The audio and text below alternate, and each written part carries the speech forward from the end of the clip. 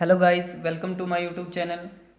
So guys, today we are talking about class 12th mathematics chapter number 7 integration exercise number 7.2 integration by substitution.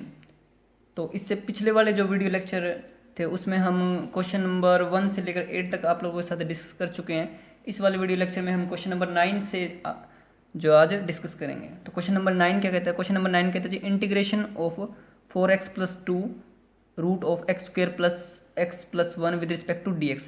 तो जो पिछले video lecture रहे हैं उसमें हम जो है इंट्रोडक्शन इसका डिस्कस कर चुके हैं। तो आप इसका इंट्रोडक्शन जरूर देख लें, किसी भी लेक्चर का जो आप इंट्रोडक्शन ना मिस करें, उसका इंट्रोडक्शन पार्ट जरूर देख लें चैप्टर का। तो इंट्रोडक्शन में जैसा कि हमने बताया कि इस एक्सरसाइज में मेन दिक्कत क्या आती है कि लेट करने की जो ये दिक्कत है कि लेट किसे करें, यही जो है इस एक्सरसाइज की मेन दिक्कत है। तो आपको मैंने पहले बताया था इंट्रोडक्शन में कि आपको फंक्शन पहचानना है, आपको फंक्शन पहचानना है और डेरिवेटिव यानी कि एफ डैश एक्स पहचानना है। तो आप यहाँ देखें, जब मैं इसका डेरिवेटिव करता हूँ तो होगा जो टू एक्स प्लस 1। जब x square plus x plus 1 इसका जब आप डेरिवेटिव करोगे तो वो आएगा जो 2x प्लस 1, है ना। तो उससे पता चल रहा है कि ये इसका डेरिवेटिव हो सकता है, क्योंकि जब आप यहाँ से 2 कॉमन लेंगे तो सेम यही बन जाएगा। तो यहाँ से मुझे पता चल गया कि ये तो फंक्शन है अंदर वाला और ये बाहर वाला डेरिवेटिव है। तो जैसे पहले बताया कि आपको फंक्शन को लेट कर लेना है, तो क्या किया कि इस x square plus x plus 1 को क्या किया जी हमने लेट कर लिया जी। फिर क्या कर दिया जी differentiation both side with respect to x, जो वेरिएबल इस साइड हो उस वेरिएबल की रिस्पेक्ट में। तो जैसे डिफरेंशिएशन किया तो आ गया जी d t upon D x, और इसका जब आप डेरिवेटिव करोगे तो वो आएगा जी 2x प्लस 1। क्रॉस मल्टीप्लाई कर दी, वो आ गया जी d t upon 2x plus 1 is equals to d x. अब क्या किया जी, अब इसे मैं 1 मान लेता हूँ और इसे मान लिया जी 2। फ्रॉम 1 एंड 2 यानी कि इस वैल्यू को उठा के मैंने यहाँ रख दिया जी इसमें 1 में।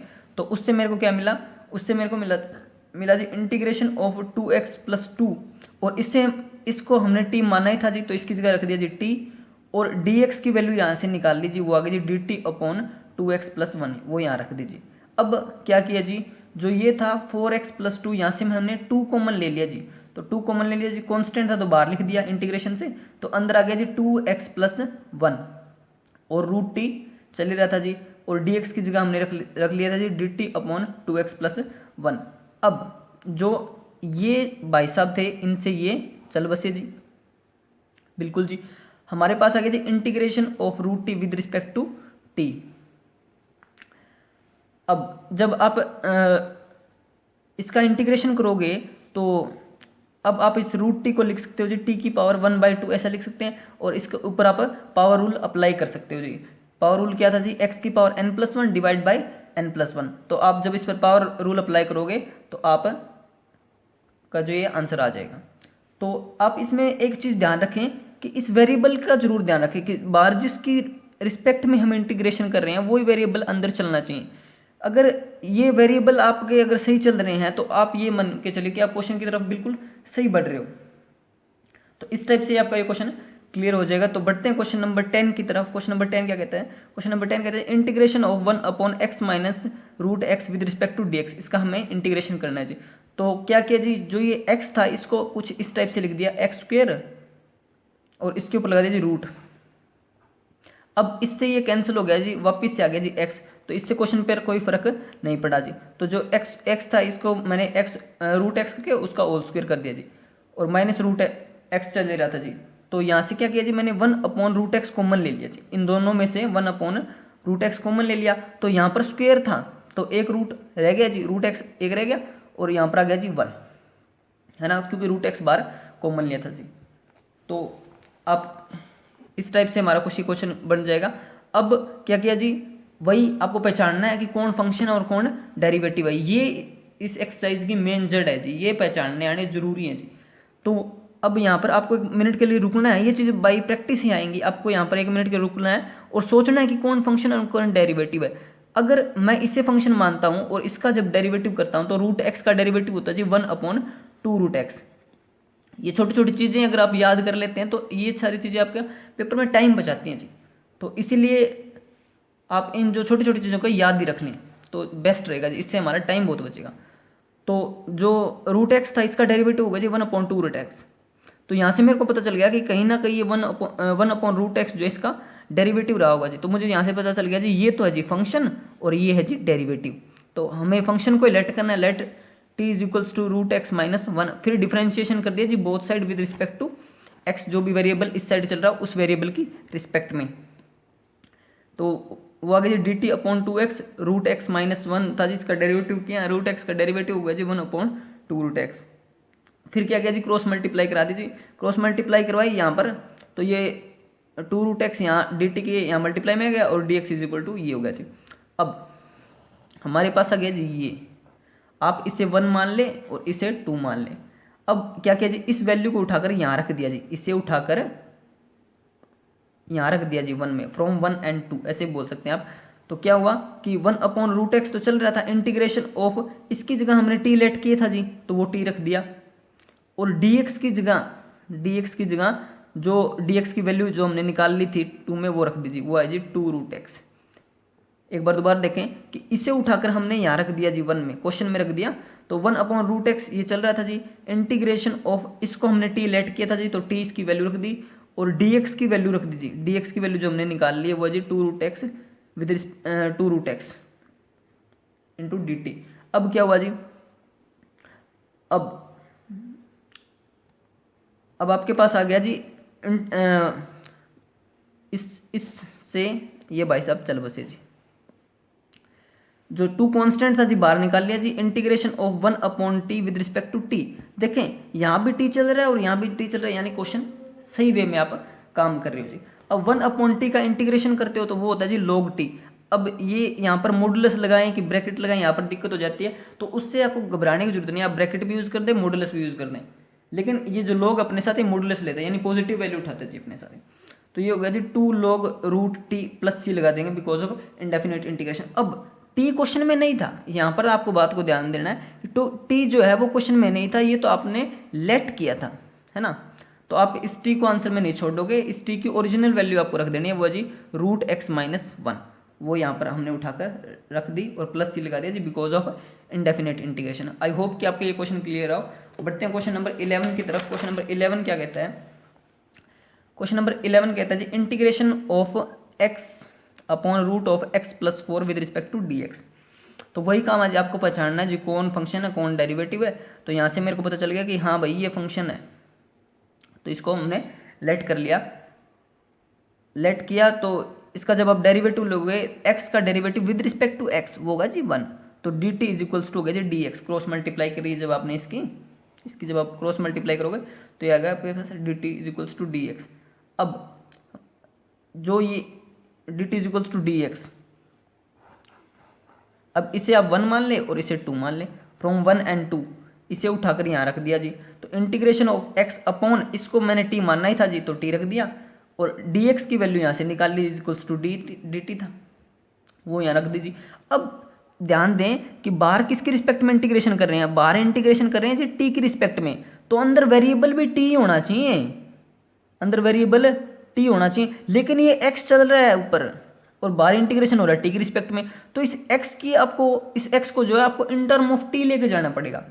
तो इसे ले जाने के लिए हम जो है यहाँ से इसकी वैल्यू निकाल लेंगे। इसकी वैल्यू कैसे निकाली कि ये t is equals to x plus four हमने लेट किया था, इस फोर को इधर भेज दिया जी, तो यहाँ से आपके पास एक्स की वैल्यू आ गई जी t minus four is equals to x. इस वैल्यू को जो हम यहाँ रख देंगे जी एक्स की जगह, इस वैल्यू को यहाँ रख दिया जी एक्स की जगह, तो आपके पास आ गया जी t minus four upon root t with respect to t. अब देखें ये डिनोमिनेटर इन दोनों के नीचे हैं, डिनोमिनेटर दोनों के नीचे, तो हमने क्या किया जी इसको स्प्लिट कर दिया, यानी कि अलग अलग रख दिया, integration of t upon root t minus four upon root t with respect to t. अब जब डिनोमिनेटर स्प्लिट कर दिया तो अब जो ये टी था इसको हम लिख सकते हैं जी root t into root t, इससे कोई फर्क नहीं पड़ेगा। अब इस रूट टी से ये रूट टी चल बसे जी, और इधर चल रहा है जी minus four upon root t with respect to t. अब इंटीग्रेशन ऑफ रूट टी यहाँ से बच गया जी, और minus four upon root t, ऐसा करके आपके पास ये आ जाएगा जी। अब जब आप इसका पावर रूल आप इस पर अप्लाई करें और इसका इंटीग्रेशन कर लें, पावर रूल था जी एक्स की power n plus one divide by n plus one, वो था जी विद रिस्पेक्ट टू एक्स, ये जी विद रिस्पेक्ट टू टी। तो आप यहाँ पर इस पर जब पावर रूल अप्लाई करेंगे तो ये आपके पास कुछ इस टाइप से आ जाएगा, टू बाई थ्री टी की power three by two minus -8 into root t. इस चीज़ को देखें आप कि जो हमने इस चैप्टर के जो इंट्रोडक्शन वीडियो थे वहाँ पर हमने जो इसके कुछ शॉर्टकट बताए थे कि 1/√t का इंटीग्रेशन होता है जी 2√t, है ना। अगर आप इसे याद रख लेते हैं तो आपको यहाँ पर पावर रूल अप्लाई करने की जरूरत नहीं है, बिल्कुल 2 लाइन में आपका आंसर आ जाता है जी। तो अब आपका जो टी की फॉर्म में जो आंसर आ गया प्लस सी लगा देंगे बिकॉज ऑफ इंडेफिनिट इंटीग्रेशन। अब टी आपको आंसर में नहीं छोड़ना है, क्यों नहीं छोड़ना है, क्योंकि टी क्वेश्चन में था ही नहीं जी। टी तो हमने लेट किया है ना, टी तो हमने लेट किया, तो हम इस टी की ओरिजिनल वैल्यू उठा के रख दे जी। टी की ओरिजिनल वैल्यू जो हमने लेट की थी वो थी जी x+4, इसे उठाया और हमने यहाँ पर टी की ओरिजिनल वैल्यू रख दी जी, तो ये हमारे पास आंसर आ गया जी। आई होप कि आपको ये क्वेश्चन क्लियर आओ। तो बढ़ते हैं क्वेश्चन नंबर 12 की तरफ। क्वेश्चन नंबर 12 क्या कहता है? क्वेश्चन नंबर 12 कहता है जी इंटीग्रेशन ऑफ x³ - 1 उसकी पावर है जी 1/3 इंटू एक्स की power 5 with respect to dx, इसका हमें इंटीग्रेशन करना है जी। तो देखें इसे हम लोग कैसे करेंगे, तो वही बात है, आपको पिछाड़ना है बस कौन फंक्शन है कौन डेरिवेटिव है। तो हमने क्या किया जी, जो अंदर था x³ - 1 इसका जो है हमने इसको हमने लेट कर लिया जी टी। अब देखें ये एक्सरसाइज ना आपको बाय प्रैक्टिस ही आएगी जी, जितना आप इसके अंदर प्रैक्टिस करोगे ये एक्सरसाइज आपको ज़्यादा क्लियर होती जाएगी जी। तो इसको हमने टी मान लिया जी और बोथ साइड क्या कर दिया जी, डिफ्रेंशिएशन कर दिया जी। तो d t is equals to d x, और इसका जब आप डेरिवेटिव लोगे तो वो आएगा जी 3x² और -1 का डेरिवेटिव होगा जी 0। तो लिखें चाहे ना लिखें कोई फर्क नहीं पड़ेगा उससे। तो फिर यहाँ पर क्या किया जी, इसके नीचे कुछ नहीं मैं 1 लिख सकता हूँ, और यहाँ पर क्या कर दिया जी मैंने इसके अंदर क्रॉस मल्टीप्लाई कर दी जी। तो आ गया जी dt/3x हो गया इज इक्वल्स टू dx हो गया जी। अब इसको मैं 1 मान लेता हूँ और इसको मैंने 2 मान लिया जी। फ्रॉम 1 and 2, या फिर मैं यूँ को इस वैल्यू को उठाकर मैंने यहाँ रख दिया जी इसके अंदर। तो उससे मेरे पास क्या है जी, इंटीग्रेशन ऑफ, इसको तो हमने t माना ही था, x³ - 1 को देखो ना t माना था, तो इसकी ओरिजिनल वैल्यू रख दी 1/3 चले, इसकी पावर थी, x की पावर इसके साथ चल रहा था, dx की जो ये वैल्यू हमने निकाली थी क्या थी, dt/3x², है ना, ये रख दी। अब क्या हुआ कि ये 3 था कांस्टेंट था, तो मैंने इंटीग्रेशन से इसे बाहर लिख दिया, 1/3 लिख दिया। इंटीग्रेशन ऑफ जो ये x² था, इस x² को जो मैं ऊपर लेके जाऊंगा, या फिर आप इसे ऐसे भी देख लें कि हम 8th क्लास में, छोटी क्लास में हमने पढ़ा है कि जब बेस सेम होता है, यानी कि बेस सेम है तो पावर सब्ट्रैक्ट हो जाता है। किस केस में, जब वो डिवाइड के केस में हो, उस केस में। तो x की पावर 5 थी, उसमें से सब्ट्रैक्ट हो गया जी x², तो आपके पास आ गया जी x³। अब देखें आपके पास आ गया जी integration of 1/3 integration of t की power 1/3 x³ with respect to t, with respect to t है, और अंदर जो है एक वेरिएबल x में चल रहा है। तो आप इस x की जो पावर क्यूब है इसको इन टर्म ऑफ t लेके जाना पड़ेगा, तभी जो आपका क्वेश्चन जो सही फॉर्मेट में आ पाएगा। तो हम जो इस x³ की वैल्यू निकाल लेंगे वो निकालेंगे जी यहाँ से। तो क्या किया जी हमने, जो ये -1 था इसको इस साइड भेज दिया, तो आपके पास x³ की वैल्यू आ गई, वो आ गई t+1। x³ की वैल्यू आपके पास यहाँ से आ जाएगी जी, आइए जी t+1 is equals to x³। इस x³ की वैल्यू को उठाकर हम जो है यहाँ रख देंगे जी, तो हमारे पास आ जाएगा जी इंटीग्रेशन 1/3 इंटीग्रेशन ऑफ 1/3, और इस x³ की वैल्यू रख दीजिए, वो थी जी t+1 जो कि हमने यहाँ से निकाली जी। तो ये t+1 हमने यहाँ पर रख दिया जी। अब ये इसके मल्टीप्लाई में चल रहा था जी, हमने इसको अंदर भी मल्टीप्लाई करा दिया। अब ये t की पावर 1 थी जी, और देखो ना t यहाँ है, तो जब बेस सेम होता है तो पावर ऐड हो जाती है जी। तो t की पावर 1 + 1/3, तो t की पावर 1/3 + 1, और 1 के साथ भी इसकी मल्टीप्लाई हुई, तो t की पावर 1/3। अब जब आप इस पर इसको थोड़ा और सोल्व करेंगे, इसका एलसीएम लोगे तो आ जाएगा t की पावर 4/3 प्लस t की पावर 1/3, तो चल रहा था। अब यहाँ पर आप क्या करेंगे, पावर रूल अप्लाई करते हैं। पावर रूल क्या था जी, पावर रूल था जी x की power n+1 divide by n+1, बस यहाँ पर पावर रूल अप्लाई कर दिया। तो ये आ गया जी t की पावर 7/3। जब आप पावर रूल अप्लाई करोगे, देखो ना n का काम कौन कर रहा है, n का काम कर रहा है जी 4/3। फॉर्मूला क्या था, x की पावर n+1, यानी कि n का काम कौन कर रहा है 4/3, 4/3 + 1 डिवाइड बाय n+1, यानी 4/3 + 1। इसे जब आप सोल्व करोगे तो ये आपके पास आएगा 7/3 डिवाइड बाय 7/3, तो कुछ इस फॉर्मेट में क्या, तो t की power 7/3 divide by 7/3 plus t की पावर इस यहाँ पर जब आप पावर रूल अप्लाई करोगे तो आएगा टी की पावर 4/3 डिवाइड बाय 4/3। और जब इसका नीचे वाले का जो डिनोमिनेटर है इसका जब आप रेसिप्रोकल करोगे, ये रेसिप्रोकल हो जाएगा ना, तो ये आपके पास कुछ इस फॉर्मेट में आ जाएगा 1/3 3/7 एक्स की जो इस, फिर हम क्या करेंगे, टी चल रहा था क्वेश्चन में है ना, तो टी जो है क्वेश्चन में नहीं था, ये हमने लेट किया था जी। टी जो है क्वेश्चन में गिवन नहीं था हमें, ये तो हमने लेट किया था। तो हम क्या करेंगे, इस टी की ओरिजिनल वैल्यू रख देंगे यहाँ से उठा के, वो है जी x³ - 1। तो इस x³ - 1 ये टी की जो ओरिजिनल वैल्यू उठाकर हमने यहाँ रख दी जी। तो हमारे पास आ गया जी 1/3 और ये 3/7 इसका रेसिप्रोकल हो गया जी। और टी की ओरिजिनल वैल्यू रख दी x³ - 1 और जो टी की पावर थी वो एज इट इज रहेगी जी। बस टी की वैल्यू रखी है हमने और इसमें कोई चेंज नहीं किया जी। आप चाहें तो इस 1/3 के अंदर मल्टीप्लाई करा सकते हैं and you get the answer. अब इसमें दिक्कत हो जाती है बच्चों को कि ये 1/3 चल रहा था, तो ये इंटीग्रेशन, ये 1/3 इस पूरे के साथ मल्टीप्लाई में है। बच्चे क्या करते हैं कि जो आगे आगे वाला है बस इसके साथ मल्टीप्लाई कर देते हैं और ये छोड़ देते हैं, जिससे उनका आंसर मैच नहीं हो पाता। तो आप इसकी 1/3 की मल्टीप्लाई इस पूरे के साथ करानी है और प्लस से लगा दें बिकॉज ऑफ इनडेफिनेट इंटीग्रेशन। तो बढ़ते हैं क्वेश्चन नंबर 13 की तरफ।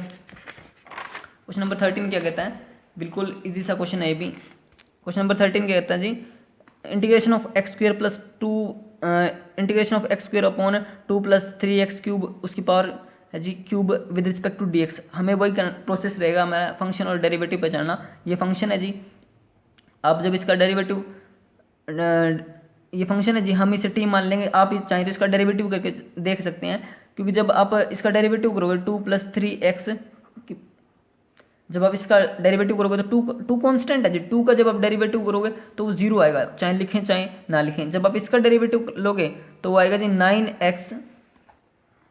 9x²।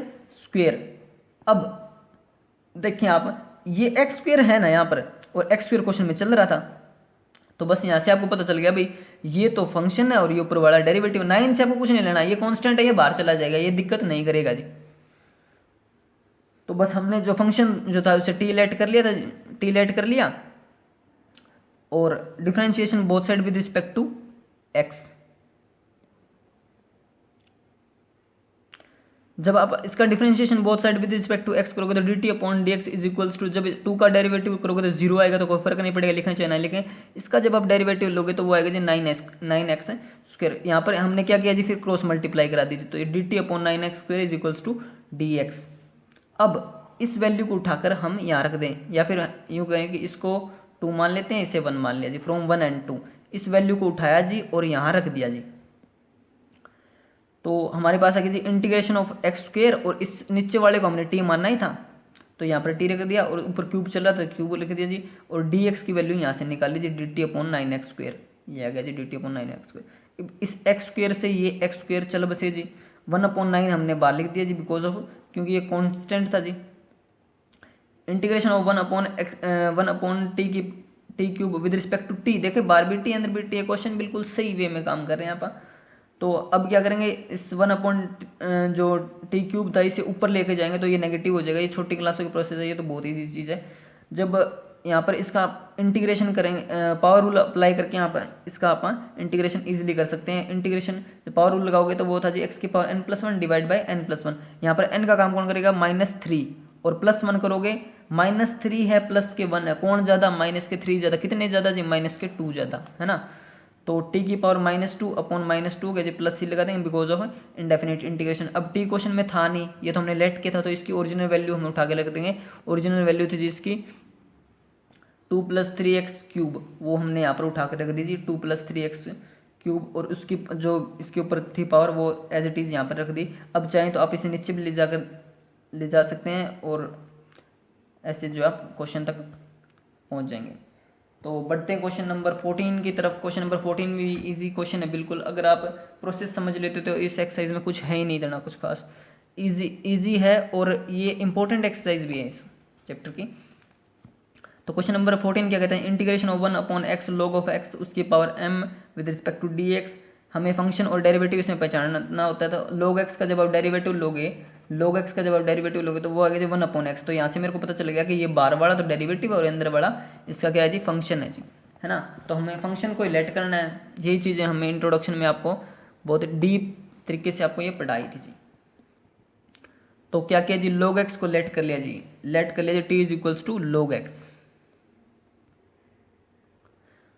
तो लेट कर लिया जी t is equals to log x, differentiation both side with respect to x।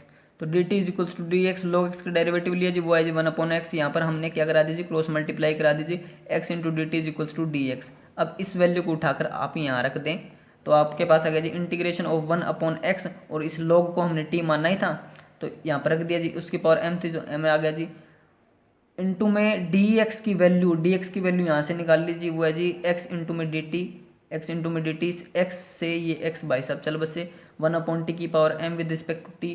अब क्या किया जी, ये जो 1/t की पावर m था इसको हम ऊपर लेके गए, जैसे ऊपर ले गए तो ये आ गया इंटीग्रेशन ऑफ t की power minus m with respect to t, अंदर वेरिएबल t जी, बाहर भी t जी।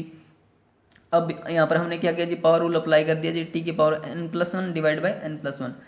तो n का काम कर रहा है जी यहाँ पर -1, तो माइनस m+1 हो गया जी, डिवाइड बाई -m+1 हो गया जी।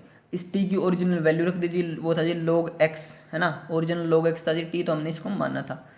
तो t की जैसे आप ओरिजिनल वैल्यू रख देते हो तो वो है जी log x, और इसे थोड़ा सा हमने सही करके लिख दिया और प्लस सी लगा दिया बिकॉज ऑफ इंडेफिनिट इंटीग्रेशन। तो बढ़ते हैं क्वेश्चन नंबर 15 की तरफ।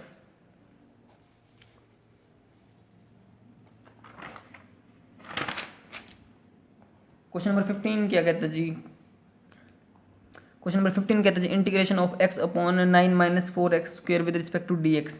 हमने क्या किया जी, इससे लेट कर लिया जी, क्योंकि ये देखो ना, ये फंक्शन है, ऊपर वाला डेरिवेटिव है, जब इसका डेरिवेटिव लोगे तो वो आएगा जी 8x, है ना। तो यहाँ से मेरे को पता चला गया कि भाई 8x, x ऊपर चल रहा है तो पता चल गया भाई हाँ नीचे वाला फंक्शन है, तो इसे लेट कर लिया जी, डिफरेंशिएशन कर दिया जी विद रिस्पेक्ट टू x।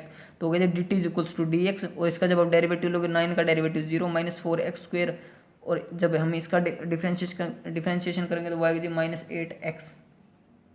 फिर क्या किया जी, हमने यहाँ पर क्रॉस मल्टीप्लाई करा दीजिए, तो ये आ गया जी d t is equals to -8x is equals to d x.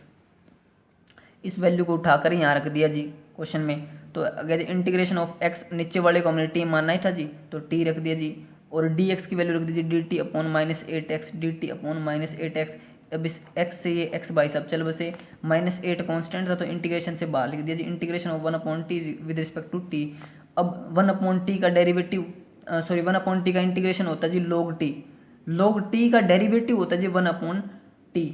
जैसा कि पहले हम डिस्कस कर चुके हैं कि जो इंटीग्रेशन है वो आपको डेरिवेटिव से वापस फंक्शन की तरफ कैसे ले जाया जाए, यही प्रोसेस है जी इंटीग्रेशन के अंदर जो हम पढ़ते हैं। तो 1/t का इंटीग्रेशन जब आप लोगे तो वो आ गया जी log t। t क्वेश्चन में नहीं था जी, ये तो हमने माना था, इसकी ओरिजिनल वैल्यू रख दीजिए, वो था जी 9 माइनस 4x स्क्वायर, जो इसकी ओरिजिनल वैल्यू थे वो हमने रख दीजिए, प्लस सी लगा दिया जी because of indefinite integration and you get the answer. तो जो इससे पीछे वाला वीडियो लेक्चर था उसमें हमने क्वेश्चन जो आप लोगों से पूछा था वो था जी integration of -1 with respect to dz। तो उसका जो आंसर जो है ज्योति सिल्ले करके हमारी व्यूवर है, उन्होंने बिल्कुल सही आंसर दिया। उसका आंसर था जी ऑप्शन सी -z+c। तो ज्योति सिल्ले जो हमारी व्यूवर है उनका आंसर जो है बिल्कुल करेक्ट रहा है। तो आज की इस वीडियो का जो क्वेश्चन है वो है जी इंटीग्रेशन ऑफ e की power -t with respect to t। इसका आंसर क्या होगा आपको कमेंट करके बताना है। ऑप्शन हम आपको दे रहे हैं जी, ऑप्शन ए है जी e की power -t plus c, B option है जी e की power t plus c, C option है जी e की पावर x प्लस c, और डी ऑप्शन है जी e की power -t upon -1 plus c। इस क्वेश्चन का आंसर आपको कमेंट सेक्शन में हमें बताना है। So guys, I hope you like my video. If you like my video, please like, share and subscribe.